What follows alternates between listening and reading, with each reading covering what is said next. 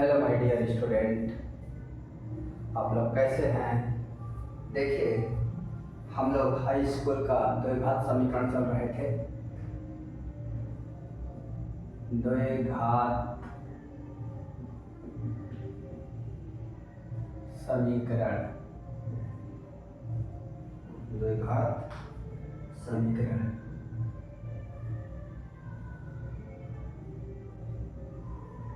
Quadratic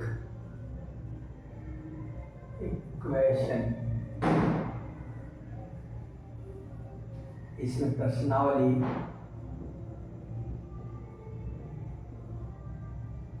4.1 exercise.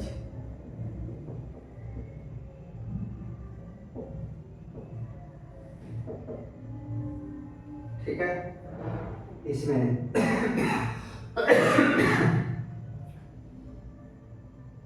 पहले का सब हो गया था, पहला दूसरा तीसरा चौथा पांचवा छठवां सातवां आठवां बता दिया था। अब देखिए दूसरे का दूसरा क्वेश्चन। इसमें केवल इक्वेशन बनाना है बेटा। कह दो क्रमागत धनात्मक पूर्णांकों का गुणनफल 306 है, हमें पूर्णांकों को ज्ञात करना है। देखिए कह रहे दो क्रमागत धनात्मक पूर्णांकों का गुणनफल, क्रमागत धनात्मक पूर्णांकों का गुणनफल। तो देखिए क्रमागत धनात्मक पूर्णांक, क्रमागत धनात्मक पूर्णांक, ठीक है बेटा। इसको positive integer, concept of positive integer, धनात्मक पूर्णांक 1 2 3 4 5 6 7 8। ये देखो क्रमागत, क्रम धन आगत, क्रम धन आगत, क्रम से आगे आने वाली संख्याओं को क्रमागत संख्या कहते हैं। इन्हीं को प्राकृतिक संख्या भी कहते हैं, इन्हीं को पॉजिटिव इंटीजर भी कहते हैं। ठीक है, तो देखो एक में एक जोड़ा तो 2 आ गया, 2 में एक जोड़ा तो 3, 3 में एक जोड़ा तो 4, 4 में एक जोड़ा तो 5।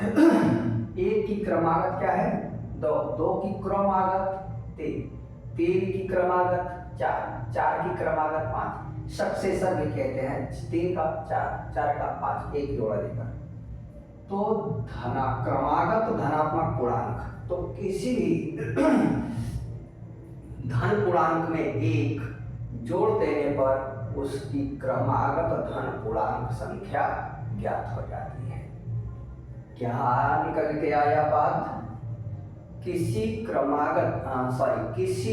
पॉजिटिव इंटीजर में धनात्मक पूर्णांक में एक जोड़ देने पर उसकी क्रमागत धन पूर्णांक संख्या ज्ञात हो जाती है।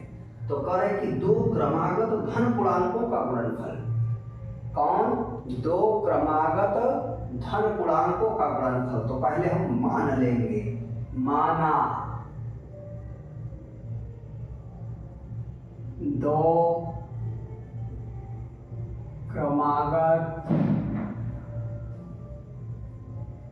धनात्मक पूर्णांक x और x प्लस 1 है। क्लियर है? दो धनात्मक पूर्णांक x और x प्लस 1 है। कैटेगरी का गुणनफल, फिर दो क्रमागत धन पूर्णांकों का गुणनफल। तो कह रहा है कि क्रमागत धन पूर्णांकों का गुणनफल जैसा भाषा कहता है, जैसा स्टेटमेंट कहता है, वो बिल्कुल वैसे ही कर दीजिए। कहता है दो क्रमागत धनात्मक पूर्णांकों का गुणनफल। तो पहले हम क्या किए, दो क्रमागत धनात्मक पूर्णांक एज्यूम किया, मान लिया। कहता है उनका गुणनफल 306 है अब प्रश्नानुसार, प्रश्नानुसार, ठीक है, प्रश्नानुसार, ठीक है।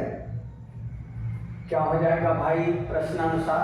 इन्हीं का गुणनफल x और x प्लस 1, गुणनफल गुणा किया बराबर 306 आ गया, ठीक है। क्लियर है? बस खोल दो इसे, x² प्लस x और माइनस 306 बराबर 0। यही आंसर है बेटा। क्यों? इसे हल नहीं करना है, ठीक है। कह रहा है, ऊपर ही लिख दिया, निम्न स्थितियों को द्विघात समीकरण के रूप में निरूपित कीजिए। ये जो प्रश्न दिए गए हैं इनको द्विघात समीकरण के रूप में निरूपित कीजिए, यानी द्विघात समीकरण के रूप में बना करके छोड़ देना है, ठीक है कि नहीं है। इसका सॉल्यूशन नहीं करना है, ठीक है, समझा कि नहीं। तो सिर्फ आपका आंसर यही हो गया, ठीक है, इसका आंसर यही हो गया, ठीक है, समझा कि नहीं।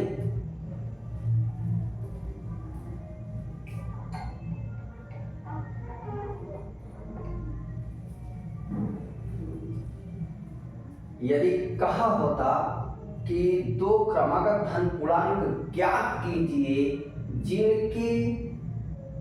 जिनका गुणनफल 306 है, ऐसे दो क्रमागत धन पूर्णांक ज्ञात कीजिए जिनका गुणनफल 306 है, तो भाई यहाँ से हम समीकरण बनाते, इसके बाद समीकरण को हल करते और x की वैल्यू निकालते, तो x और x प्लस 1 का मान ले लेते, ठीक है। लेकिन ऐसा नहीं है। अब देखिए दूसरे का तीसरा क्या कह रहे हैं? रोहन की मां उससे 26 वर्ष बड़ी है।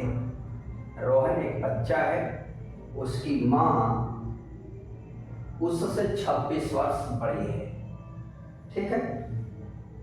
उनकी आयु का गुणनफल अब से 3 वर्ष पश्चात 360 हो जाएगा। उनके आयु का गुणनफल अब से 3 वर्ष पश्चात 360 हो जाएगी। हमें रोहन की वर्तमान आयु ज्ञात करनी है।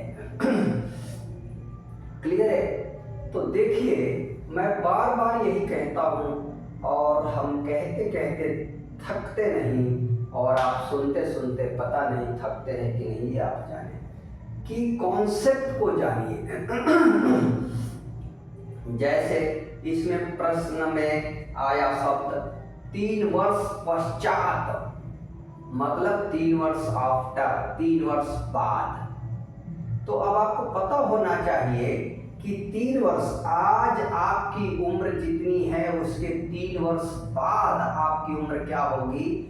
तो बाद, पश्चात, इंग्लिश में आफ्टर के लिए क्या लगता है? प्लस लगता है। उम्र से संबंधित प्रश्नों में प्लस, जहां बाद हो, पश्चात हो, इंग्लिश में शब्द आफ्टर हो, तो क्या लगेगा? प्लस। और उम्र से संबंधित प्रश्नों में जहां पूर्व या पहले और इंग्लिश में बिफोर शब्द हो, उसके लिए क्या? माइनस। जैसे अभी आपकी आयु कितनी है? 15 वर्ष है। 3 वर्ष पहले कितनी रही होगी? तो 3 घटा देंगे, माइनस। और आज भी 15 है, 4 वर्ष बाद कितनी होगी? 4 जोड़ देंगे, ठीक है। तो जहां बाद या पश्चात या आफ्टर शब्द हो उसके लिए प्लस। वर्तमान आयु में जितने वर्ष बाद की आयु कहता है उसे ऐड कर देते हैं प्रेजेंट एज में। और जहां पूर्व या पहले शब्द हो उसके लिए वर्तमान आयु में से जितने वर्ष पहले की आयु पूछ रहा है उतने वर्ष को घटा देते हैं, माइनस लगा देते हैं। समझा? तो जैसे ही आप इन बातों को जानते हैं, जो प्रयोग हो रहा है, शब्द आया है, उसका मतलब, मैं बार बार यही कहता हूं, सिर्फ सही मतलब जाने, मैं बहुत कीजिए। देखें, तो कह रहे रोहन की माँ उससे 26 वर्ष बड़ी है। रोहन की माँ 26 वर्ष बड़ी है। यहाँ पर दो स्थितियां, यदि रोहन की उम्र मानते हो तो उसमें 26 जोड़ दोगे तो उसकी माँ की उम्र आ जाएगी। क्यों? रोहन की माँ उससे 26 वर्ष बड़ी है, तो रोहन की जो आयु होगी उसमें 26 जोड़ दोगे तो उसकी माँ की आयु निकल जाएगी। और यदि माँ की आयु मान लिया तो माँ 26 वर्ष बड़ी है तो रोहन अपनी माँ से 26 वर्ष छोटा है, तो माँ की आयु मान लिया तो उसमें से 26 क्या करोगे? लेस कर दोगे, घटा दोगे, माइनस कर दोगे, तो क्या आएगा? रोहन की आयु। ठीक है, दोनों परिस्थितियां हैं, आप जैसे कर ले। तो कह रहे कि रोहन की माँ उससे 26 वर्ष बड़ी है, तो पहले मान लेते हैं। माना रोहन की आयु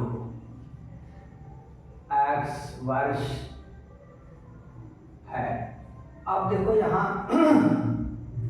रोहन की वर्तमान आयु होना चाहिए, ठीक है कि नहीं है? रोहन की वर्तमान आयु, क्यों? प्रश्न में है हमें रोहन की वर्तमान आयु ज्ञात करनी है, तो आपके आंसर का भाषा भी वही होगा जो प्रश्न का भाषा है। रोहन की वर्तमान आयु, तो माना रोहन की वर्तमान आयु x वर्ष है, तो रोहन के माँ की वर्तमान आयु x + 26 वर्ष। ठीक है, कह रहा है आगे उनकी आयु का गुणनफल अब से 3 वर्ष बाद, अब से 3 वर्ष बाद, अब से 3 वर्ष बाद, अब से 3 वर्ष बाद, अब से 3 वर्ष बाद की आयु का गुणनफल कितना है? 360 है। तो पहले अब से 3 वर्ष बाद दोनों की आयु निकाल लेंगे, किसका? रोहन का और रोहन के माँ का। तो अब से 3 वर्ष बाद रोहन की आयु क्या हो जाएगा भाई? x + 3 वर्ष। रोहन की वर्तमान प्रेजेंट एज कितना है? x वर्ष है, तो अब से 3 वर्ष बाद x + 3, अब से 3 वर्ष बाद रोहन की माँ की आयु x + 26 + 3, तो x + 29 वर्ष। क्लियर? अब प्रश्नानुसार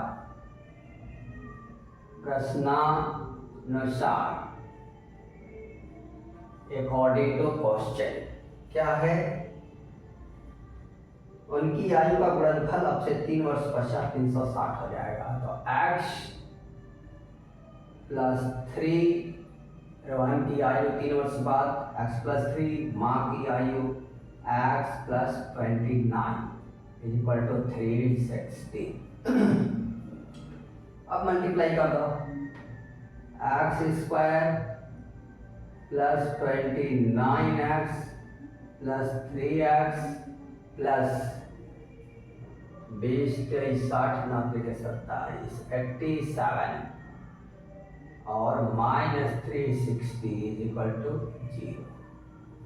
x² और +32x, अब इसमें से इसे घटा दो, -10 में से 7 जाएगा 3, यहाँ क्या हो गया? 5, तो 15 8 7 2, दिस इज इक्वल टू 0। ठीक है।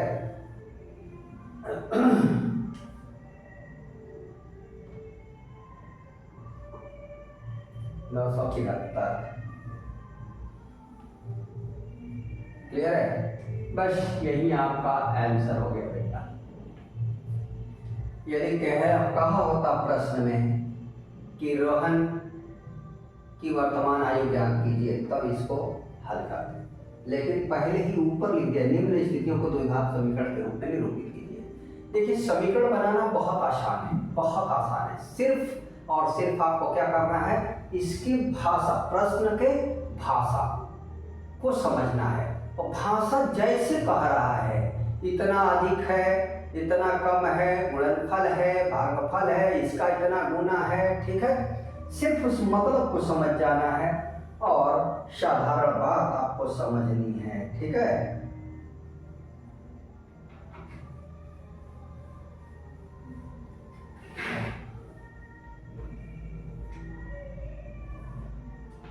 देखिए अब इसी का चौथा दूसरे का क्वेश्चन नंबर 4 क्या कह रहा है, एक रेलगाड़ी 480 किलोमीटर की दूरी समान चाल से तय करती है, ठीक है। एक रेलगाड़ी 480 किलोमीटर की दूरी समान चाल से तय करती है।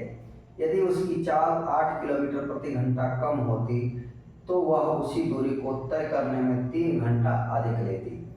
हमें रेलगाड़ी की चाल ज्ञात करनी है।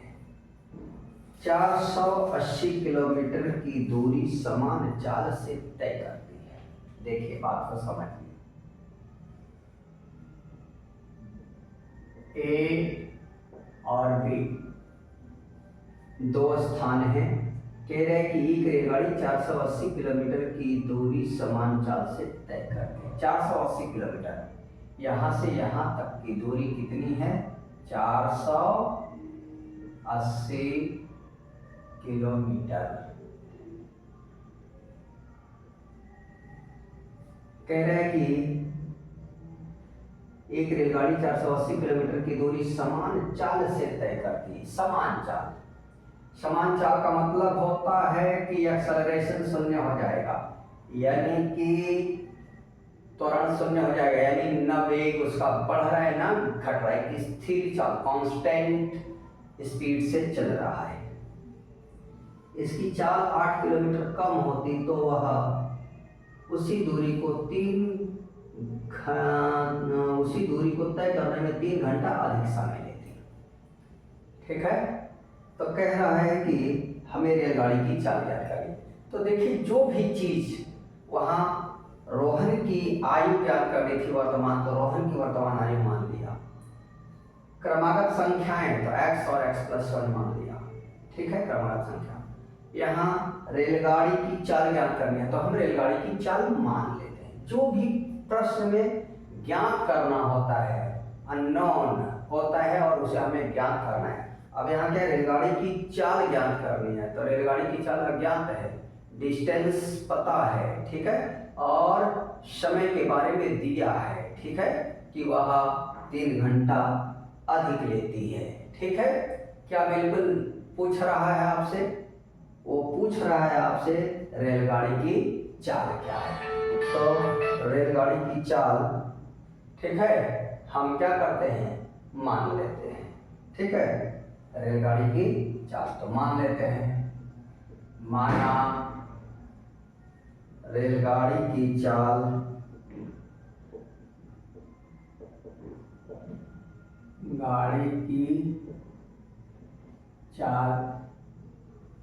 x किलोमीटर प्रति घंटा है, ठीक है।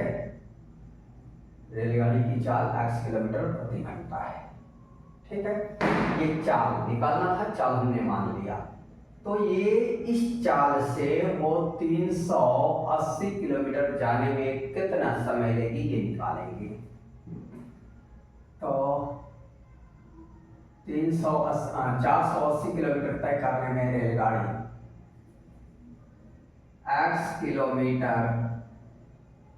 किलोमीटर प्रति घंटा की चाल से 480 किलोमीटर जाने में रेलगाड़ी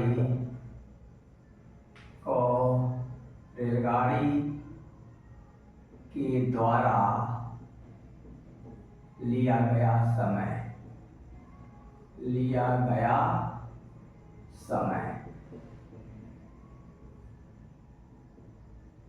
बराबर दूरी बटे चाल। x किलोमीटर प्रति घंटा की चाल से 480 किलोमीटर जाने में रेलगाड़ी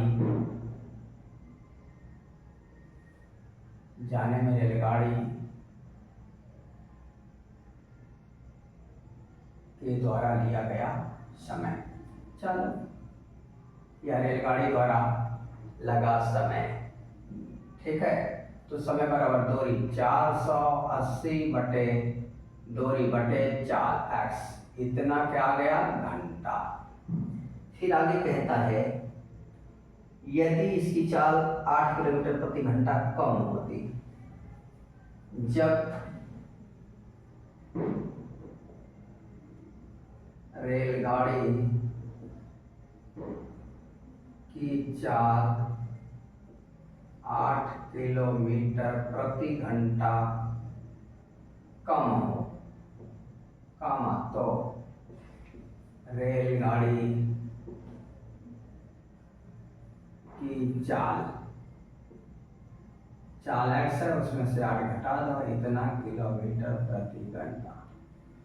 अब इस चाल से अब x माइनस 8 किलोमीटर प्रति घंटे की चाल से 480 किलोमीटर दूरी तय करने में लगा समय, वही दूरी बटे 4। तो दूरी क्या है, वही 480, चाल क्या है, x माइनस 8, इतना घंटा। अब देखिए ये समय क्या है भाई, 3 घंटा अधिक है, इस समय से ये 3 घंटा अधिक है। अब प्रश्नानुसार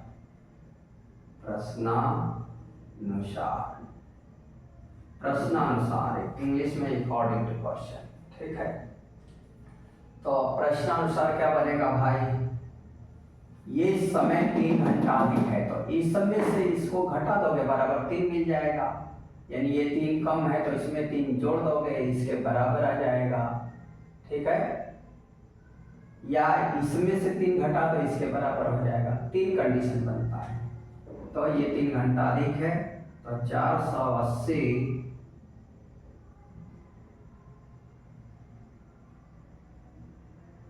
बटे x माइनस 8 माइनस इसमें से इसको घटा दो, 480 बटे x बराबर 3। अब 480 कॉमन ले लो, 1 upon x minus 8 minus 1 by x is equal to 3। तो देखो इसे 3 1 जा 3, इसे काट दो, 16 3 48 160 160, यहाँ एलसीएम x माइनस 8 बराबर 1। तो अब देखो यहाँ x minus x plus 8, simplify, इससे कैंसिल, ठीक है, x फिर माइनस, इससे कैंसिल, तो आगे साइन चिन्ह माइनस है तो माइनस प्लस चेंज हो जाएगा, ठीक है। अब ये कट जाएगा, 160 इंटू 8, 160 इंटू 8, अब बटे क्या हो गया, x स्क्वायर माइनस 8x बराबर 1। अब इसके बटा 1 मान के तिर्यक गुणा, ठीक है। तो 1 का गुणा होगा x स्क्वायर माइनस 8x और इधर बराबर 0, 16 8 128। अब इधर भेज लो, x square minus 8x minus 1200 answer. ठीक है, देखिए अब क्या हो गया आपका,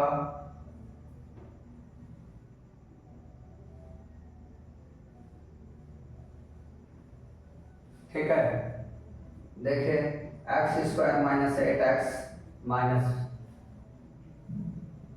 1280 1280, ठीक है, अब 1280, ठीक है बेटा, आप यही छोड़ दोगे क्योंकि हमें रेलगाड़ी की चाल ज्ञात करनी है, उसके लिए सिर्फ इक्वेशन प्राप्त करना है, ना कि रेलगाड़ी की चाल ज्ञात करनी है। अंडरस्टैंड? तो अब ये एक्सरसाइज 4.1 कंप्लीट हुआ, ठीक है। अब हम आगे 4.2 क्या करेंगे, स्टार्ट करेंगे, ठीक है, समझा कि नहीं? और उसके बारे में सारी चीज पहले से आपको बता दिया गया है। अब समीकरण को हल कीजिए, जो अगली टॉपिक आएगी 4.2, तो उसमें समीकरण को हल कीजिए। तो मैं बताया हूं कि समीकरण को हल करने से क्या तात्पर्य है। पेपर में या किताबों में लिखता है कि समीकरण को हल कीजिए, कोई भी समीकरण हो, समीकरण मेरी टाइप्स, ठीक है, बहुत प्रकार के समीकरण हैं। तो उन समीकरण को जब हल करने के लिए कहता है तो इसका मतलब है कि समीकरण से चर राशि के मान को ज्ञात करना, ठीक है। तो हल करने का मतलब है मान ज्ञात करना, ठीक है। तो हम जो भी मानेंगे, जो भी वैल्यू माने, वो जो भी माना जाएगा, जो पूछा जाएगा उसको मानेंगे, और जिसको मानेंगे इक्वेशन बनाएंगे, फिर उस इक्वेशन को हल करेंगे। तो हल करने के बाद क्या आएगा, वेरिएबल का मान आ जाएगा। कहता है समीकरण का मूल ज्ञात कीजिए, यहाँ पर मूल भी बोलता है। तो